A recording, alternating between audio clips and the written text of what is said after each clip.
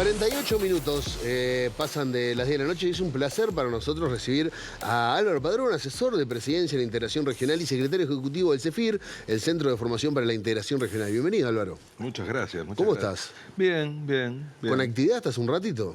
Sí, venimos de una linda, ahí con Eduardo, de festejar otro espacio de medio de comunicación y eso que está tan discutido ahora, ¿no? El papel de los medios, que sigan medios abiertos, que algunos le dediquen tiempo, esto que están haciendo ustedes, ahora a política internacional, es una alegría, la verdad.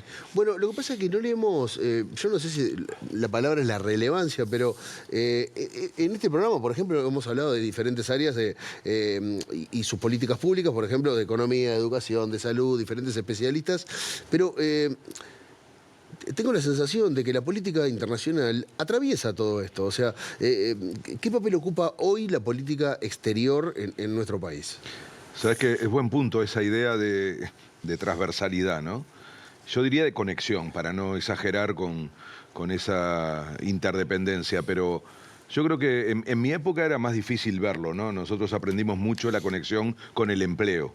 Empezamos a ver empresas que ya no eran uruguayas y dijimos, bueno, estos muchachos, ¿cómo los enfrentamos? Y están en Madrid, en Berlín, o sea, empezamos a darnos cuenta que ese interlocutor de la negociación colectiva ya no era nacional. Entonces teníamos que tener una reacción internacional. Y era muy difícil de rastrear, ¿no? O sea, sí. Yo recuerdo al inicio cuando las multinacionales se instalaron acá, que la gente decía, ¿y con quién hablo? Exacto. O sea, ¿dónde me quejo? ¿Por qué ¿Dónde está el teléfono? Sí. ¿Dónde está el teléfono de con quién hablo? ¿Con un humano? Sí. En algún lado. No, y lo otro que pasaba era que, y lo estamos viendo con empresas hoy en nuestro país, decisiones que toma alguien en alguna parte del mundo que repercuten directamente en nuestro país. Sí. Bueno, pero estamos viendo una parte de la discusión ahora en el presupuesto, lo que tiene que ver con el secreto bancario, que en realidad es parte de lo que son las exigencias de la OCDE, ¿no? Porque no es que se le ocurrió a alguien acá en Uruguay, che, bueno, que la impositiva pueda relevar el secreto bancario sin autorización judicial. Eso es parte de unas exigencias internacionales que hacen la mayor transparencia posible a las agencias tributarias en el mundo, ¿no? Sobre todo evitar que se blanquee dinero. Exacto. O el combate que el norte le empezó a preocupar ahora de los paraísos fiscales. De ahí viene el otro tema que es polémico hoy y es que es clave, que es la discusión del 1% a las grandes empresas, que es un impuesto global, no es una decisión de Uruguay. Y tiene que ver, y a mí me gusta esta imagen, ¿no?, de los que aprendieron a jugar en la cancha grande mientras nosotros seguimos jugando en la cancha chica. Es decir, el carácter transnacional de una empresa le permite mirar el tablero mientras que los países quedan encerrados, los estados, sus distintas políticas públicas, en la lógica nacional. Entonces, en los impuestos es clarísimo, deciden en dónde pagan, o mejor dicho, cómo hacer para no pagar y terminar depositando los dineros en eso que es maravilloso, la retórica, ¿no? Paraíso fiscal, paraíso ¿para quién? Para ellos, claro. Entonces, esto es muy importante entenderlo porque significa que necesitamos también comprender esa escala y estamos hablando ahora de una empresa transnacional que vale para, yo no sé, lo que decíamos recién, un sindicato tratando de entender dónde está la patronal para presionarla, un Estado para cobrarle, pero podría ir a otros, digamos, dimensiones de la sociedad, que ya no son tan tradicionales como esto que nos pasó con el empleo el día que nos dimos cuenta que había una buena parte del empleo que dependía de empresas transnacionales. La salud. Nosotros pensábamos que la salud era un tema de nuestra familia, de una mutualista, del servicio público. Y empezó en China un virus y un día lo vimos lejos, ¿no? Acá no va a llegar, porque siempre creemos que acá no va a llegar. Y resulta que se nos metió en las casas, en las escuelas, en los trabajos. Nos cambió la vida. Todavía no tenemos conciencia de cuánto se cambió, relaciones laborales, humanas. Y eso es un aspecto de salud que además nos dimos cuenta que nos generaba una interdependencia, porque hasta que no se resolviera en su conjunto, iba a estar latente la idea de que se mantenía la pandemia. El colmo para mí lo está dando una dimensión que siempre creímos absolutamente nacional, que es la seguridad. Tan es así que el ministerio que se encarga de la seguridad, ¿cómo se llama? Ministerio del Interior. Ministerio del Interior. Entonces, Ah, no, ahora tenemos precisamente una forma de organizar el crimen que es de carácter transnacional, que piensa el juego de una manera global, articulada, como una cadena de producción. Tiene un lugar donde se produce, se planta, se produce. Un lugar de acopio, un otro lugar de traslado. acopio y traslado, llámese Uruguay, Sí. por ejemplo. Sí, Porque tiene acá nombre y no producimos. apellido ese. Tampoco es que tengamos un consumo relevante, porque el norte es el que consume. Entonces, se dan cuenta la escala de ese juego, que implica que todas las decisiones que se toman se manejan desde un nivel que les permite ir moviendo a los jugadores. Falta el eslabón final que también vuelve a Uruguay, que es el lavado. Y por eso es tan importante y por eso nos reclaman de afuera, además de que creo que tiene que haber conciencia adentro, de que nosotros tenemos que evitar que al final de esa cadena de valor que tiene el crimen organizado internacional, termine habiendo un mecanismo por el cual la plata la pueden transformar en una plata que circula en el mercado. Y ahora, y las voces que están en contra, porque yo te escucho desde el sentido común decir, che, pará, nos están pidiendo mayor transparencia, está bueno, che, lo del impuesto lo pagan en todos lados, digo, está bueno que lo paguen acá, para asegurarnos acceso a esos dineros que le corresponden a nuestro país. ¿Cuál es la argumentación en contra de esto? El que se puede correr las inversiones. Es un juego perverso, porque de vuelta la simetría entre quienes juegan a escala global y los que quedamos encerrados en la escala nacional. ¿Qué hacen esas empresas? Voy a ponerles un ejemplo que no está vinculado a nada espurio, pero que igual es una forma de aprovechar la escala. La negociación de las papeleras en la región. Vinieron y dijeron, ¿quién me da mejores condiciones? ¿Argentina o Uruguay? Nos hicieron competir, ¿me explico? En vez de nosotros coordinar y decirle a la empresa, no señores, acá hay una región, en ambos lados hay plantaciones de árboles, vamos a intentar que esta sea una inversión conjunta. No, ¿qué hicimos? Cada uno se atrincheró. Entonces, ahí está la ventaja de jugar con una escala distinta. Entonces, ¿qué te dicen los que tratan de cuestionar esta idea de regulaciones internacionales? Que son inevitables, ¿eh? Esto es como querer evitar que la pandemia hubiera que atacarla de manera global. Es como querer evitar que el cambio climático tiene que tener una respuesta de escala planetaria. Tarde o temprano vamos a tener que actuar con una regulación global en materia impositiva, en materia de derechos en relación a esas empresas. Pero ¿cuál es el temor? Que la amenaza permanente de, no, si me complicás mucho a ese país no vamos voy. a otro país. Exactamente. Y eso es un chantaje, que además, entre otras cosas, está demostrado que no es el principal elemento de una decisión de una empresa para invertir. Hay un montón de factores antes de llegar a ese punto que en general hoy se está poniendo como un drama. Yo creo que es un discurso que, claro, las empresas usan porque cualquier moneda les sirve y por lo tanto van a intentar siempre las mejores condiciones. Durante mucho tiempo se dijo que un gran problema eran los costos laborales. Sí. Fue una teoría además que funcionó. Miren para qué país, China. Hoy los chinos no tienen costos laborales bajos. Lo que hicieron fue una estrategia de desarrollo a partir de su mercado y dijeron, el gran argumento de los chinos fue, quieren vender acá, traigan las empresas acá y las fábricas acá. No era fundamentalmente por la mano de obra, fue por el mercado. Y nosotros también tenemos cosas parecidas en la atracción de inversiones. Lo que más le importa a una empresa hoy para venir a Uruguay es efectivamente la estabilidad institucional, las reglas de juego, pero sobre todo el mercado ampliado de la región. Y eso es clave, porque eso tiene que ver con algo que no sé por qué en este país se quedó la idea de que la región para nosotros es un problema. Pero yo te estoy escuchando hablar y es una política exterior radicalmente opuesta a la del gobierno anterior, por ejemplo. Sí. Vos hablaste de China, hablaste de Estados Unidos, y el gobierno anterior, o sea, se decidió un rumbo bastante más en solitario, o sea, no se tenía en cuenta la región. Es más, amenazamos un par de veces de que nos íbamos a ir al Mercosur, intentamos un tratado de libre comercio con China, que no salió, otro con Estados Unidos, que tampoco salió. O sea, eso no funcionó. ¿Por qué? No era el camino indicado, según tu punto de vista. Ir como región es mucho más accesible hoy por hoy para el ambiente internacional. Mira, yo me animo, Diego, a decir que la política pública que más va a diferenciarse entre este gobierno y el anterior es la política internacional.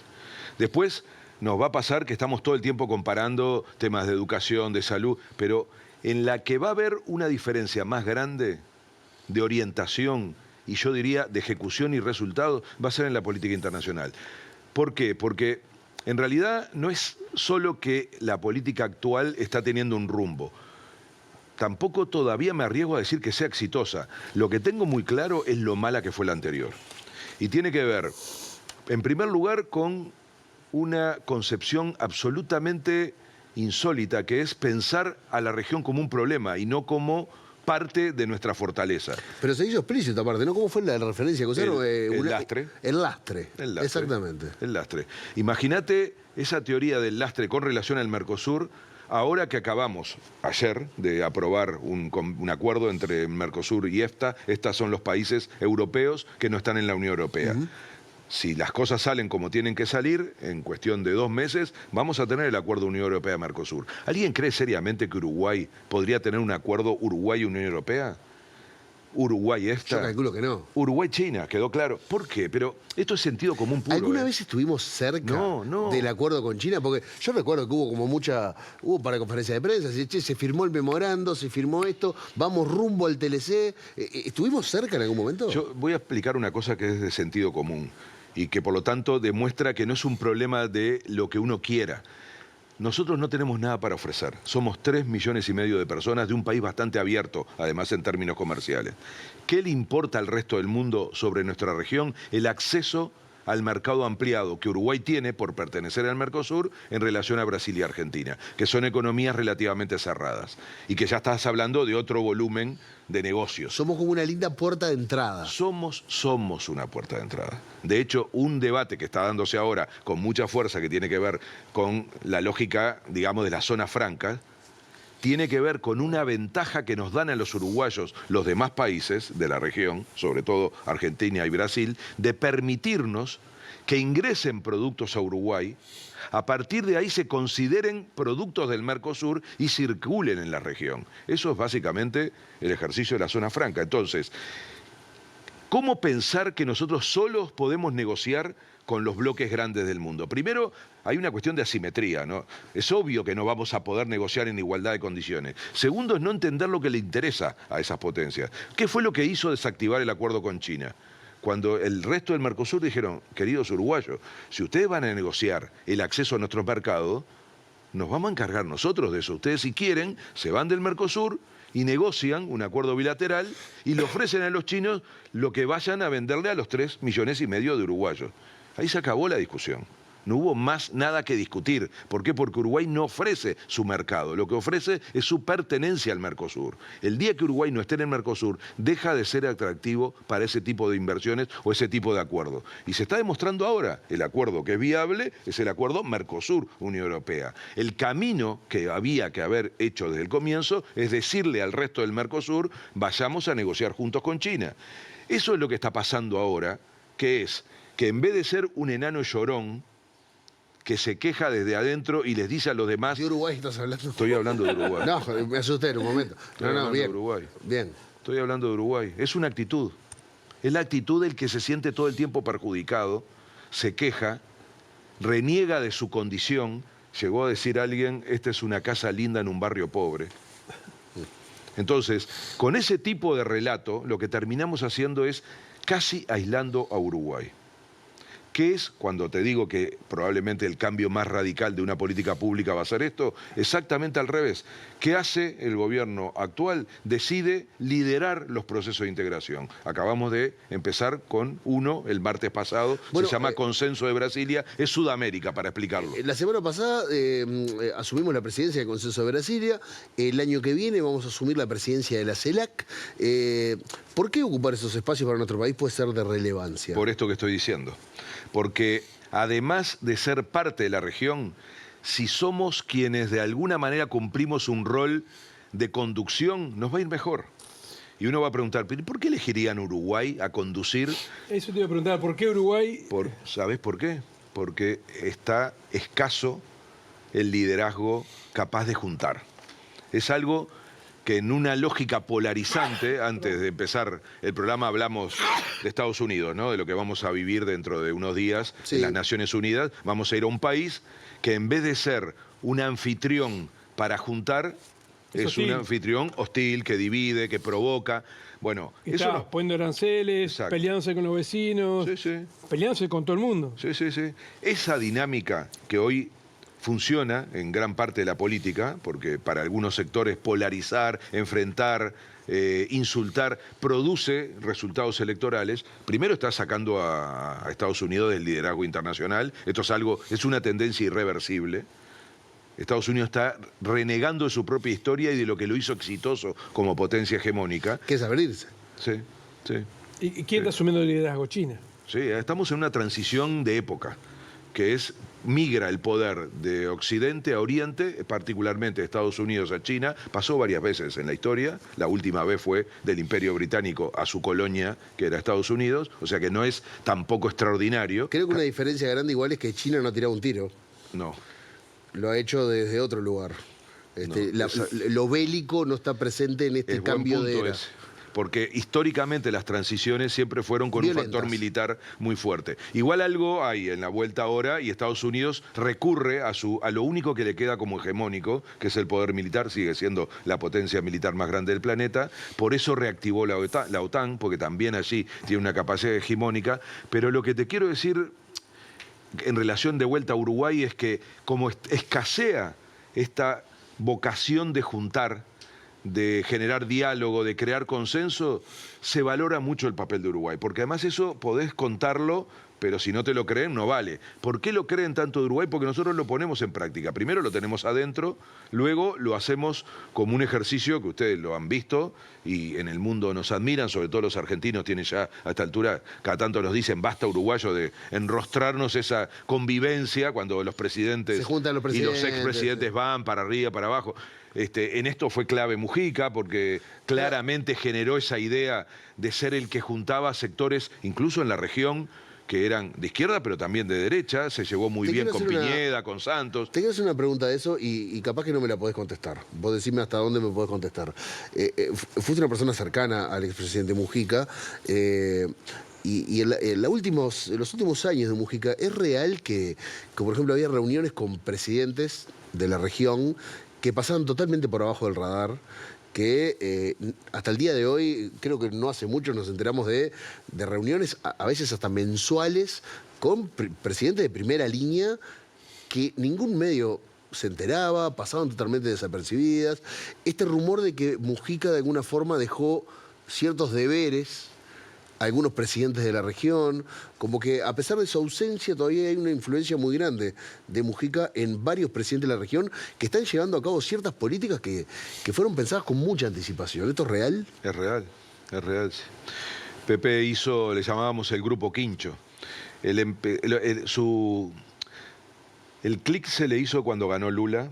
Estaba en el búnker de Lula en octubre del 22, en el momento que se da el resultado, lo que es la historia, ¿no? Porque miren las cosas que están pasando en Brasil, piensen para atrás, la prisión de Lula, Pepe fue a verlo, o sea, hay una coherencia que termina permitiendo esto que estás diciendo, que es absolutamente cierto, que es el nivel de influencia que tenía Mujica. Lula le decía que era su ministro sin cartera le dicen los brasileros al cargo, ¿no? Pero perdón, todo esto fuera de protocolo. Total. Bueno, hubo casos en que aterrizaron aviones sin que se avisara, aviones presidenciales en Uruguay, y no se le había avisado al gobierno y a las esferas, digamos, que tenían que ver con los detalles protocolares. Era Pepe. Claro, pero eso es lo que me asombra, que yo, che, ¿cómo nadie se enteró que vino Lula?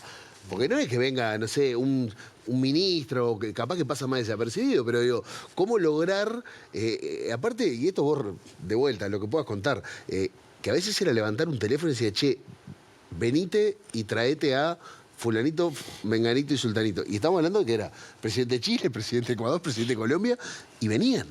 Sí, sí. Eso lo aprovecho para decir que lo vamos a extrañar, ¿no? Porque era una capacidad única. Que la ¿Hoy tenía. no se puede hacer eso? No. Hoy lo que hay que hacer es tironear del legado que dejó mucho, ¿eh? Porque, por ejemplo, esto del consenso de Brasilia, que para explicarlo, son los 12 países de Sudamérica. O sea, nosotros tenemos el Mercosur con 5 países, que es el barrio, Sudamérica, que son 12 países, que es el consenso de Brasilia, y luego tenemos la CELAC, que suma el Caribe. Que se suma todo el Caribe, son 33 países. Estas tres dimensiones es lo que representa a la región. Y eso hoy vale mucho porque es lo que nos permite ser un sujeto internacional. Repito, interesa a la región en la medida que somos región. Y en ese sentido es donde Mujica instaló la idea desde aquel momento en que vio que volvía Brasil al juego, porque Bolsonaro sacó a Brasil del mundo. Ustedes recuerden, la consigna de Lula es Brasil volvió al mundo, y efectivamente así fue. Empezó a actuar a nivel internacional y ahí Pepe es donde dice, con Brasil de vuelta en el juego, esto puede ser viable. Él decía, sin Brasil es imposible, con Brasil solo no alcanza, porque era otra cosa muy fuerte que tenía Pepe. Era capaz de ponerle condiciones, en particular a Lula. Las conversaciones de Pepe con Lula no eran de paz y amor, había presiones duras. Pepe le decía, ustedes son los grandes y son los primeros que tienen que mostrar el compromiso y pagar la cena, le decía. Entonces, en esa lógica empieza un proceso y convence a Lula, Pepe, de convocar una reunión que se llamó el Retiro, que se hizo en Brasilia en 2023. Retiro le pusieron para que no pareciera una cumbre, para que parecía hasta religioso. Era como un momento en donde conversar en clave política. ¿Saben cuánto hacía que no se reunían los presidentes de Sudamérica? 9 años. Que no había una reunión de presidentes. ¿Qué pasó en el medio de esos 9 años? La pandemia. ¿Ustedes saben que no hubo ni una llamada por teléfono entre los presidentes para coordinar las compras de las vacunas? ¿Para pensar si había algún país que podía fabricar las vacunas? El resultado de eso, y Pepe usaba mucho esta imagen, es que siendo el 6% de la población del mundo, América Latina, pusimos el 30% de los muertos del COVID. Ese es el costo de la no integración. Esa fue la incapacidad de haber coordinado entre esos gobiernos algo que era clave, que era tener condiciones para acceder a los medicamentos a tiempo. Nosotros terminamos negociando cada país por separado contratos secretos que hasta el día de hoy son secretos. No sabemos cuánto. Nos entregamos, hace un rato hablábamos, ¿no?, de la asimetría de la negociación. Imaginen en ese momento, claro, con la vida de la gente. Recuerden la discusión aquí en Uruguay de que por qué no compramos la primera tanda. Bueno, todo eso... ¿Por qué no compramos la china? ¿Por qué no compramos la rusa? Porque después terminamos comprando el Pfizer y después... La pregunta de Pepe es ¿por qué no lo hicimos juntos? Álvaro, agradeciéndote y ya te hacemos la última para despedirte. Estamos en un momento global muy delicado. Recién hablabas de Lula. Lula también está peleado con Trump.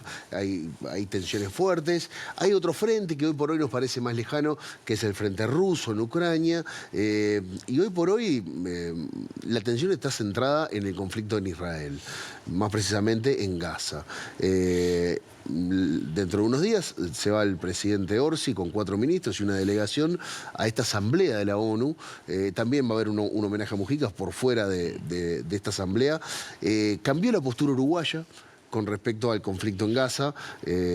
Si bien lo que se ha discutido es algo semántico, pone genocidio, no pone genocidio, discutimos palabras, pero bueno, lo que sí cambió fue la intención de estas declaraciones que no son vinculantes a los estados, pero intentan ejercer cierta presión. ¿Cómo lo analizás para adelante esto? Ayer o antes de ayer empezó la ofensiva terrestre en Gaza, avisaron que iba a durar muchos meses. Sigue siendo complicado en los medios hablar del tema. ¿Cómo lo analizás de acá para adelante?